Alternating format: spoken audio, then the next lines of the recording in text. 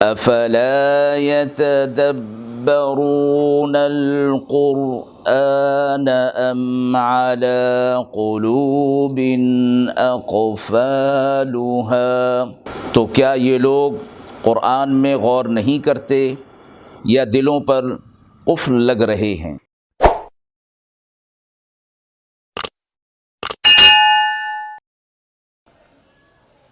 بسم اللہ الرحمن الرحیم۔ السلام علیکم ورحمۃ اللہ۔ ناظرین کرام، قرآن مجید کے پاروں کے خلاصے کے اس پروگرام میں آج آپ کے سامنے پارہ نمبر 23 کا خلاصہ پیش ہے۔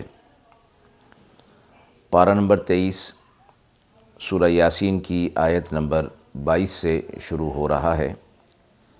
اس پارہ میں سورہ صاد اور سورہ زمر کی ابتدائی آیات اور سورہ صاد سے پہلے سورہ صافات اور پھر صاد اور سورہ زمر کی ابتدائی آیات ہیں۔ اس پارہ میں کل 17 رکوع ہیں۔ رکوع نمبر 1 میں اس واقعے کا تسلسل ہے جو کہ پچھلی آیات سے جاری ہے کہ ایک بستی میں 3 رسولوں کو بستی کی لوگوں کی ہدایت اور رہنمائی کے لیے بھیجا گیا۔ بستی والوں نے ان کی بات نہ مانی اور بستی میں قحط پڑ گیا۔ بستی والوں نے اس قحط کی وجہ ان بزرگوں کو قرار دیا اور ایک شخص بستی کے کنارے سے آیا اور وہ ان پر ایمان لے آیا اور اس کے بعد عبادات میں مشغول ہو گیا۔ اس شخص نے بستی والوں کو کہا کہ وہ ان بزرگوں کی اتباع کریں اور ان پر ایمان لائیں، یہ قوم کی خیر خواہی ہے۔ اس نے ان نبیوں کی اتباع کرنے کی نصیحت کی اور اپنے مومن ہونے کا اعلان کیا۔ قوم مسلسل انکار کرتی رہی اور آخر اس بزرگ کو شہید کر دیا۔ اللہ کی طرف سے ان پر پکڑ ہوئی اور عذاب کا فیصلہ ہوا۔ آیت 28 اور 29 میں اسی بات کا تذکرہ ہے۔ وَمَا أَنزَلْنَا عَلَىٰ قَوْمِهِ مِن بَعْدِهِ مِن جُندٍ مِّنَ السَّمَاءِ۔ اس قوم پر اللہ نے فرمایا کہ ہم نے آسمان سے کوئی فرشتوں کا لشکر نازل نہیں کیا، بلکہ بڑی سے بڑی قوموں اور بڑی سے بڑی بہادر قوموں کو تباہ کرنے کے لیے ایک فرشتہ ہی کافی ہے۔ اللہ رب العزت نے ایک فرشتے کو بھیجا جس نے ایک اونچی آواز لگائی جس سے سب کے سب مر گئے۔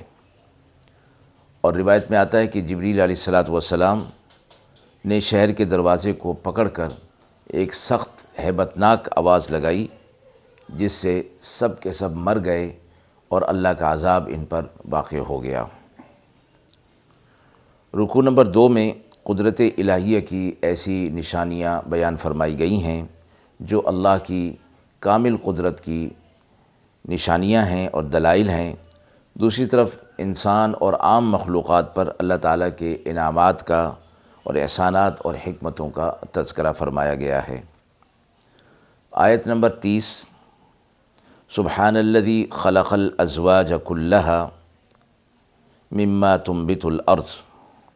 اللہ تعالیٰ نے تمام چیزوں کے جوڑے جوڑے پیدا کیے ہیں اور سب سے پہلے فرمایا مما تنبت الارض، زمین کی نباتات میں انواع اور اقسام ہیں۔ اس کے بعد من انفسہم، خود انسانوں کے اندر، اور اس کے بعد مما لا یعلمون، ایسی مخلوقات جن کا انسان کو علم نہیں، جن کا آج تک انکشاف نہیں ہو سکا، انہیں اللہ جانتا ہے۔ آیت نمبر 38 والشمس تجری لمستقر لہا، آفتاب اپنے مستقر یعنی ٹھکانہ جائے قرار کی طرف چلتا رہتا ہے اور اپنے مدار میں مضبوط نظام کے تحت حرکت کرتا ہے، اور یہ اس کی حرکت دائمی نہیں، اللہ کے حکم سے یہ حرکت کر رہا ہے، اور جب اللہ کے حکم سے اس کی حرکت کو روکنا ہوگا تو پھر اس کی یہ حرکت اور نظام شمسی سب بند ہو جائے گا اور وہ دن قیامت کا ہوگا۔ آیت نمبر 39 والقمر قدرناہ منازل، اسی طرح اللہ تعالیٰ نے چاند کی بھی منازل مقرر کی ہیں، راستے مقرر کیے ہیں، جو وہ منازل طے کرتا ہے خاص دنوں میں اور خاص رفتار سے، اور اسی سے دن اور رات وجود میں آتے ہیں اور تاریخیں وجود میں آتی ہیں۔ آیت نمبر 47، وَإِذَا قِيلَ لَهُمْ أَنفِقُوا مِمَّا رَزَقَكُمُ اللَّهُ، جب مسلمان کفار کو کہتے ہیں کہ اللہ نے جو تمہیں نعمتیں دی ہیں وہ غریبوں، محتاجوں اور مسکینوں کو دو، ان کا حق ادا کرو، تو یہ لوگ بطور استہزاء کہتے ہیں کہ ہمیں کہتے ہو کہ اللہ رازق ہے، اللہ رزق دینے والا ہے، تو اللہ نے انہیں رزق نہیں دیا، ہمیں رزق دیا ہے، تو جب اللہ نے انہیں نہیں دیا تو ہم کیوں انہیں دیں؟ یعنی یہ بے وقوف اس بات کو نہیں سمجھتے کہ دنیا کے اندر اللہ رب العزت نے رزق کی تقسیم کا جو نظام مقرر فرمایا ہے، اور جو انسان ایک دوسرے کی مدد اور نصرت اور معاشرتی طور پر رہن سہن اور حقوق رکھے گئے ہیں، اس کے اندر دراصل انسانوں کے اپنے فوائد ہیں۔ اللہ رب العزت براہ راست سب کو دے، یہ بھی ایک ممکن ہو سکتا ہے، لیکن ایک انسان دوسرے انسان کے لیے واسطہ اور ذریعہ بنتا ہے، اور اسی واسطہ اور ذریعہ کے ذریعے سے اس کے درجات کی بلندی ہوتی ہے۔ رکوع نمبر 3، آیت نمبر 51 اور 52، وَنُفِخَ فِي الصُّورِ فَإِذَا هُم مِّنَ الْأَجْدَاثِ، جب سور پھونکا جائے گا تو سب کو میدان محشر میں لایا جائے گا۔ کفار آنا نہیں چاہیں گے، جبری طور پر لائے جائیں گے، کہیں گے یا ویلنا من بعثنا من مرقدنا، ہائے ہماری ہلاکت، ہمیں ہماری قبروں سے کس نے اٹھا دیا۔ کفار اگرچہ قبروں میں بھی عذاب میں مبتلا تھے، مگر قیامت کے عذاب کے مقابلے میں یہ عذاب انہیں زیادہ شدت والا معلوم ہوگا، قبر کا عذاب ہلکا معلوم ہوگا، اس لیے پکاریں گے کہ ہمیں قبروں سے کس نے نکالا، وہیں رہتے تو بہتر تھا۔ فرشتے جواب میں کہیں گے ھذا ما وعد الرحمن، یہ وہ دن ہے، یعنی قیامت کا دن، جس کا رحمان نے تم سے دنیا کے اندر وعدہ کیا تھا۔ وصدق المرسلون، اور انبیاء علیہ الصلاۃ والسلام اس کی تصدیق کرتے آئے تھے، اور یہ دن آج قائم ہو گیا ہے۔ آیت 59، وامتازوا اليوم ایھا المجرمون، مجرمین کو قیامت کے دن الگ کر دیا جائے گا، دائیں طرف اہل ایمان، بائیں طرف مجرمین، اور درمیان میں اہل اعراف۔ اہل اعراف ان کو کہا جاتا ہے کہ جن کے اعمال وزن میں اچھے اور برے دونوں برابر ہوں گے، تو ان کے لیے فیصلہ اللہ رب العزت آخر میں فرمائیں گے۔ پہلے اہل جنت کو جنت میں بھیج دیا جائے گا، اہل جہنم کو جہنم میں بھیج دیا جائے گا، پھر کچھ وقت کے بعد اللہ رب العزت اہل اعراف کا فیصلہ فرمائیں گے، اور روایت میں یوں آتا ہے کہ اللہ رب العزت ان سب کی مغفرت فرما کر جنت میں داخل فرما دیں گے، اس لیے کہ اہل اعراف دیکھ رہے ہوں گے کہ گناہ گار اور کم اعمال والے جہنم میں چلے گئے، اور اچھے اور نیک اعمال والے، زیادہ اعمال والے وہ جنت میں چلے گئے۔ اب یہ اللہ سے امید رکھے ہوئے ہوں گے کہ اللہ ہمیں جنت میں ہی داخل کرے گا، تو اللہ رب العزت ان کی اس امید کو پورا فرماتے ہوئے فضل اور کرم کا معاملہ فرمائیں گے اور انہیں جنت میں داخل کر دیا جائے گا۔ آیت نمبر 65، الیوم نختم علی افواہہم، اب یہ مجرمین سے جب حساب شروع ہوگا تو یہ اپنے جرائم کا انکار کر دیں گے، گناہوں کا انکار کر دیں گے، تو اللہ رب العزت ان کے منہ پر مہر لگا دیں گے، ان کے منہ اور ان کی زبانیں بند ہو جائیں گی۔ وَتُكَلِّمُنَا أَيْدِيهِمْ، اور پھر ان کے ہاتھ بات کریں گے۔ وَتَشْهَدُ أَرْجُلُهُمْ، اور ان کے پاؤں گواہی دیں گے۔ بِمَا كَانُوا يَكْسِبُونَ، جو کچھ وہ دنیا کے اندر اعمال کر رہے تھے، ان سب کی گواہی ان کے ہاتھ اور پاؤں دیں گے۔ تو فرار کی کوئی جگہ نہیں ہوگی، انکار کی کوئی جگہ نہیں ہوگی اور ان کو جہنم میں داخل کر دیا جائے گا۔ رکوع نمبر 4، آیت نمبر 68، قال من یحیی العظام وہی رمیم۔ یہ کفار کہتے ہیں کہ جب ہماری ہڈیاں مٹی میں مل جائیں گی تو کون ہمیں زندہ کرے گا۔ آیت نمبر 79، قال قل یحییھا الذی انشأھا اول مرہ۔ آپ فرما دیجئے کہ تمہیں وہی پیدا کرے گا جس نے تمہیں پہلی بار پیدا کیا تھا، وہ خلاق ہے، علیم ہے، پیدا کرنا، تخلیق کرنے کا علم وہ جانتا ہے، اور اس کی طاقت اور قدرت اتنی ہے کہ انما امرہ اذا اراد شیئا ان یقول لہ کن فیکون۔ جب وہ ذات کسی چیز کے بنانے کا، کرنے کا ارادہ کرتی ہے تو بس وہ کہتی ہے کہ ہو جا، اور وہ ہو جاتا ہے۔ سورہ صافات مکی ہے۔ اس سورت کے موضوعات میں ایمانیات، توحید، رسالت اور آخرت کے عقائد کو مختلف انداز سے مدلل انداز میں بیان کیا گیا ہے، اور مشرکین کے عقائد کی تردید بھی اس میں شامل ہے۔ اسی طرح مختلف انبیاء علیہ الصلاۃ والسلام کے واقعات اجمالاً مذکور ہیں۔ رکوع نمبر 5، آیت نمبر 1، والصافات صفا۔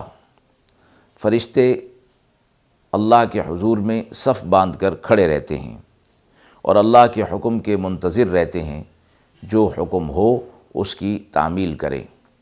اسی طرح وہ فرشتے جو اللہ کی تسبیح بیان کرتے ہیں، جو اللہ کی عبادت کرتے ہیں، وہ بھی صف بندی کرتے ہیں۔ آیت سے معلوم ہوا کہ ہر کام میں نظم و ضبط اور ترتیب اور حسن سلیقہ دین میں مطلوب بھی ہے اور اللہ کو پسند بھی ہے۔ اس لیے اس امت کی نماز کو صف بندی کے ساتھ حکم دیا گیا کہ وہ ادا کریں، کہ ان کی مشابہت ان فرشتوں کے ساتھ ہو جائے جو صف باندھ کر اللہ کی عبادت کرتے ہیں۔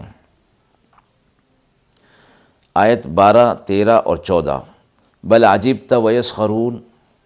یعنی آپ صلی اللہ علیہ وسلم کو ان کفار پر تعجب ہوتا ہے کہ کیسے واضح دلائل ان کے سامنے پیش کیے گئے، کیسے معجزات ان کے سامنے پیش کیے گئے، اور ان کی باتوں کا جو اعتراض تھا، جو قرآن پر اور جو بات ان کے سامنے پیش کی جا رہی تھی اس پر جو وہ اعتراض کرتے تھے، اس کا مدلل جواب بھی دے دیا گیا۔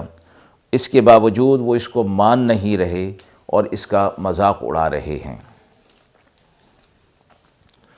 رکوع نمبر 6، آیت نمبر 22، احشر الذین ظلموا۔ قیامت کے دن مشرکین کو وہ باطل معبود کے لیے کہا جائے گا کہ وہ لے آؤ، اور جب وہ آ جائیں گے اللہ رب العزت ان کو جمع کریں گے جنہیں اللہ کے ساتھ یہ شریک ٹھہرایا کرتے تھے، اور ان کی بے بسی کا اچھی طرح ان کو نظارہ کرایا جائے گا کہ یہ ہیں وہ معبودان باطلہ جنہیں تم اللہ کے سوا پکارا کرتے تھے۔ آج دیکھو کہ وہ کیسے بے بس ہیں، آج تمہاری مدد نہیں کر سکتے، آج تم انہیں پکارو جس طرح تم دنیا کے اندر پکارا کرتے تھے۔ آیت 23، فہدوہم الی صراط الجحیم۔ اس کے بعد فرشتوں کو حکم ہوگا کہ ان کے پاس کوئی جواب نہیں بن پڑ رہا، لہٰذا یہ شرک کرتے رہے، انہیں جہنم کا راستہ دکھاؤ، مراد یہ کہ جہنم میں ڈال دو۔ آیت نمبر 33، فَإِنَّهُمْ يَوْمَئِذٍ فِي الْعَذَابِ مُشْتَرِكُونَ۔ دنیا کے اندر اگر کوئی شخص کسی کو ناجائز کام کی دعوت دے اور گناہ پر آمادہ کرے تو اسے اس دعوت گناہ کا بھی عذاب سہنا ہوگا، اور جس شخص نے اس دعوت گناہ کو قبول کیا وہ بھی عذاب سے بری نہیں ہو سکتا۔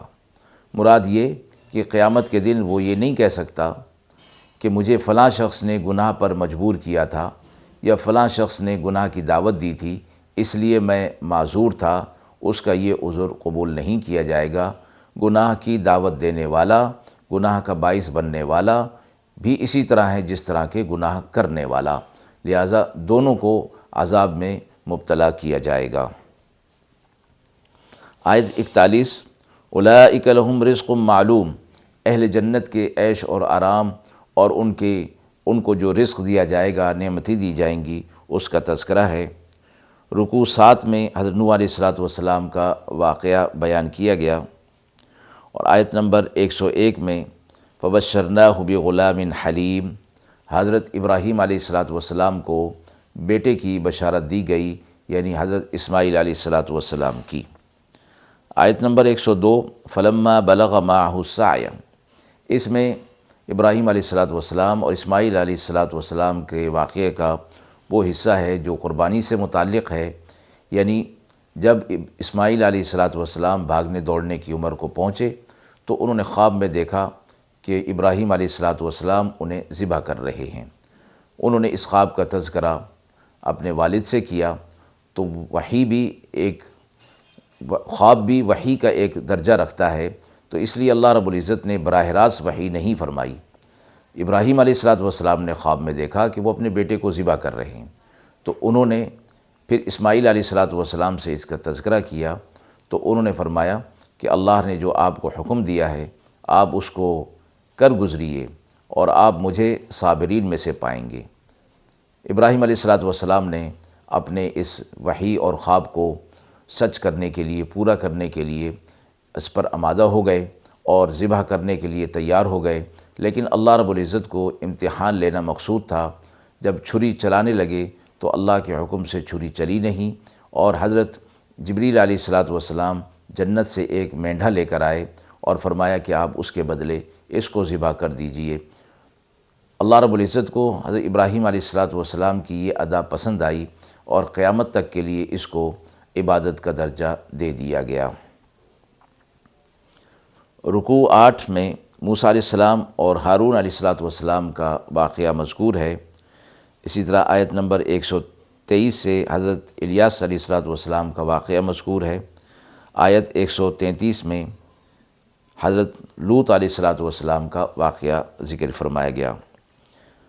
رکوع نمبر 9 میں حضرت یونس علیہ السلام کا واقعہ مذکور ہوا کہ ہم نے انہیں مچھلی کے پیٹ میں رکھا اور وہاں انہوں نے اللہ کو پکارا، اگر وہ اللہ کو وہاں نہ پکارتے تو قیامت تک کے لیے مچھلی کے پیٹ میں رہتے۔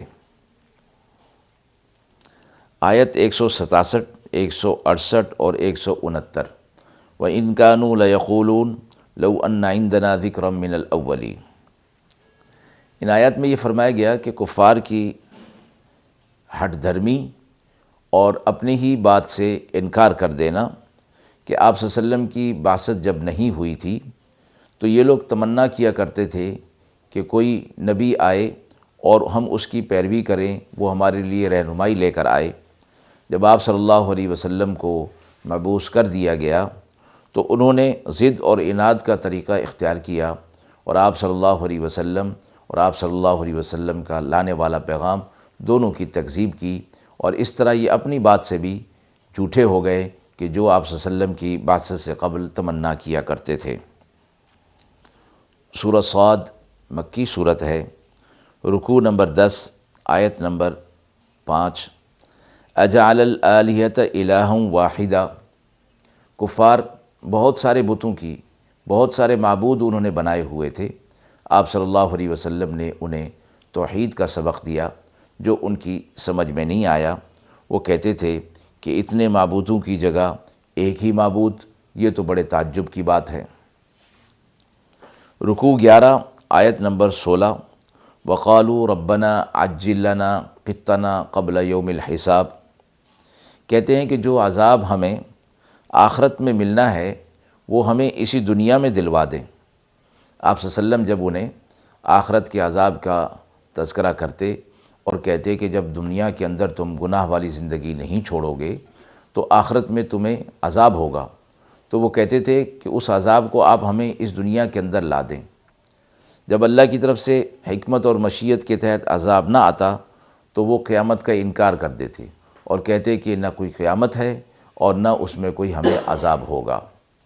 یہاں یہ فرمایا گیا کہ اللہ رب العزت کی حکمت اور مشیت ہے کہ مجرمین اور گناہ گاروں کو چاہے تو اس دنیا کے اندر عذاب دے اور چاہے تو آخرت میں عذاب دے، اور چاہے تو دنیا میں بھی عذاب دے اور آخرت میں بھی عذاب دے۔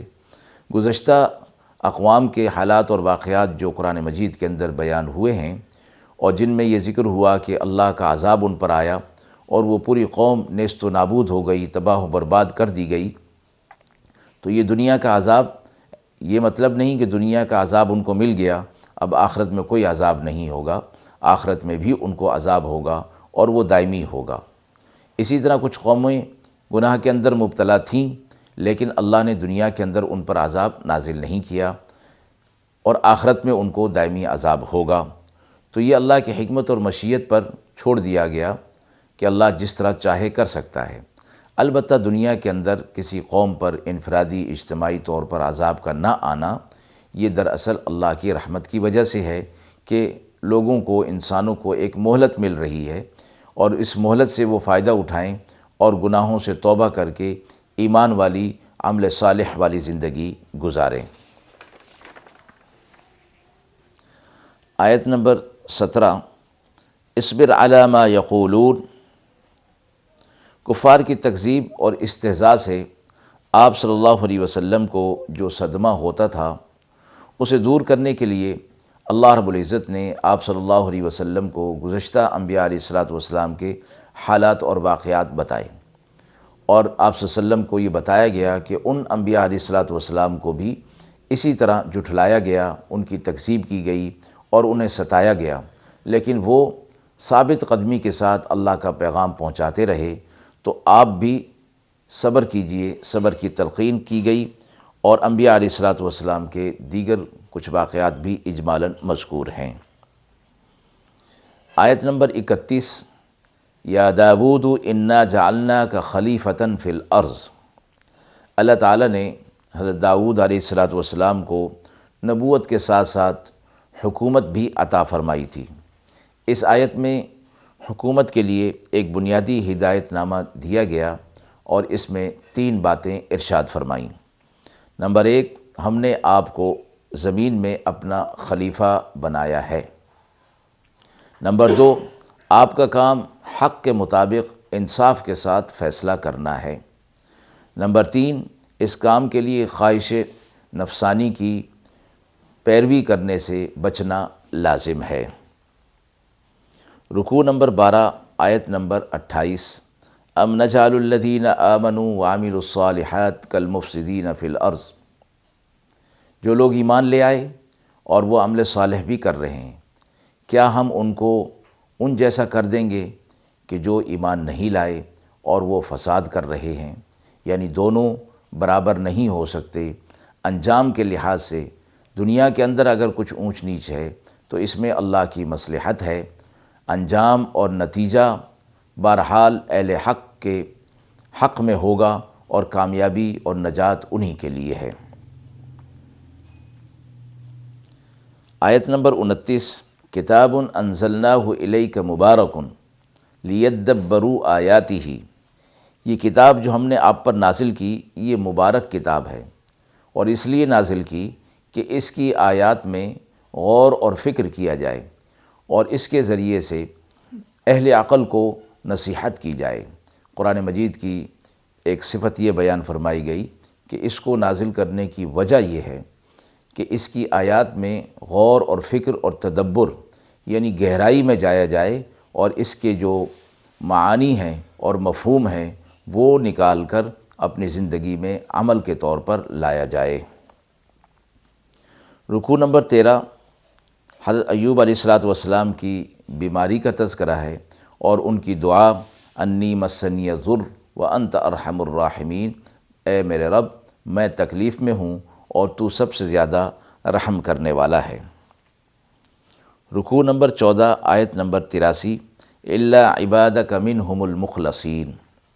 شیطان کا واقعہ مذکور ہے، جو اس نے کہا تھا کہ میں تیرے نیک بندوں کو گمراہ کروں گا۔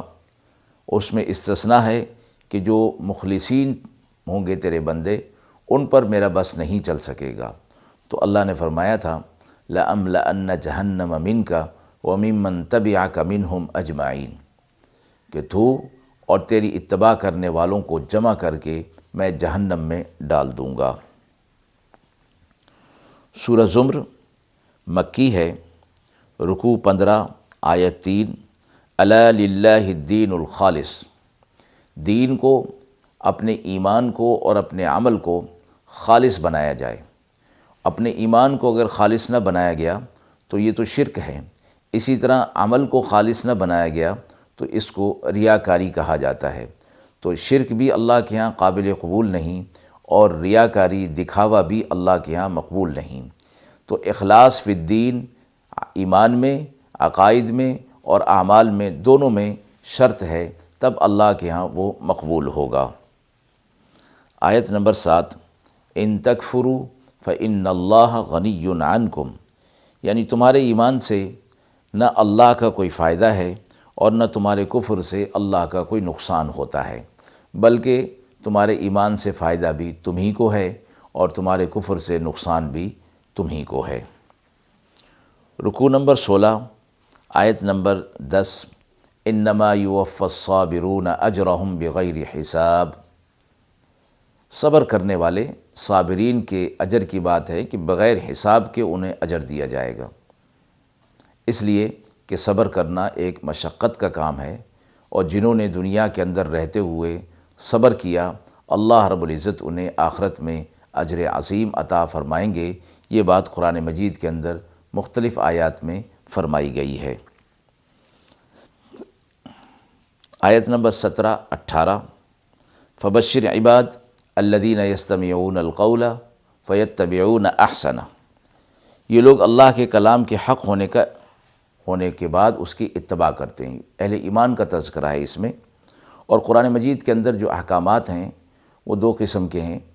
کچھ احکامات ایسے ہیں جس میں رخصت بھی دی گئی ہے، اور کچھ احکامات ہیں جو عزیمت والے ہیں، یعنی ان میں مشقت ہے، لیکن جب ان پر عمل کیا جائے گا تو اللہ کی طرف سے ان پر اجر بھی ہے۔